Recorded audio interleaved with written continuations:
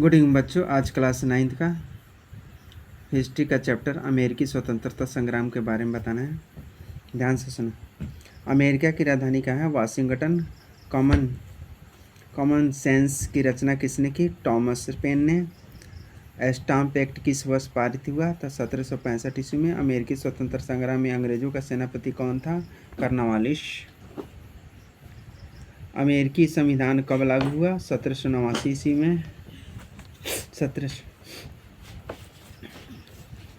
विश्व में प्रथम लिखित संविधान किस देश में लागू हुआ? अमेरिका में।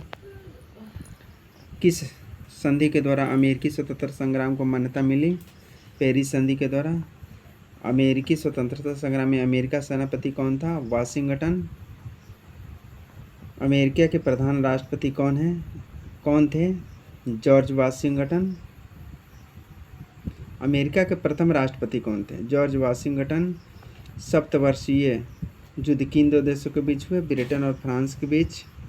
सप्तवर्षीय युद्ध के कारण अमेरिका में किस देश का प्रभाव समाप्त हो गया? फ्रांस का।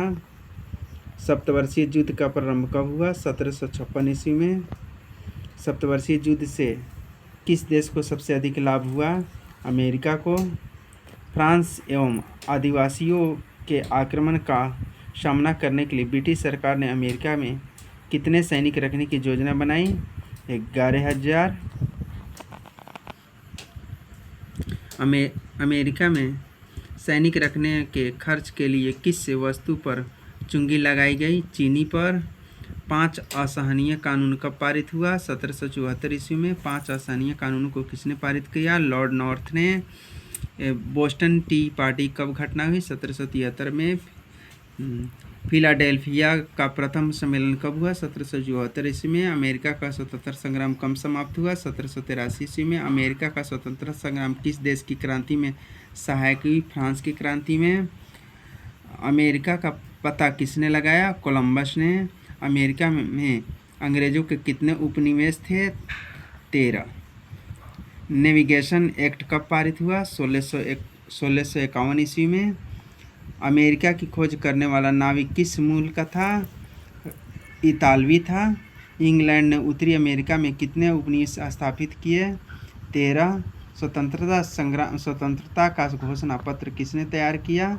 टॉमस जेफरसन ने। अमेरिकी स्वतंत्रता संग्राम में किस वर्ष का प्रमुख भूमिका थी? मध्यम वर्ग की प्रमुख किस वर्ग की यानी मध्यम वर्ग की प्रमुख भूमिका थी?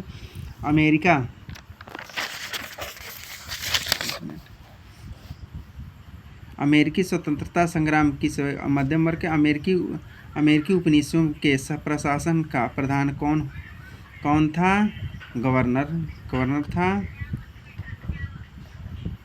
और क्यूबेक एक्ट किस देश के लिए पास हुआ? कनाडा। किस देश के लिए पास हुआ? कनाडा के लिए पास हुआ।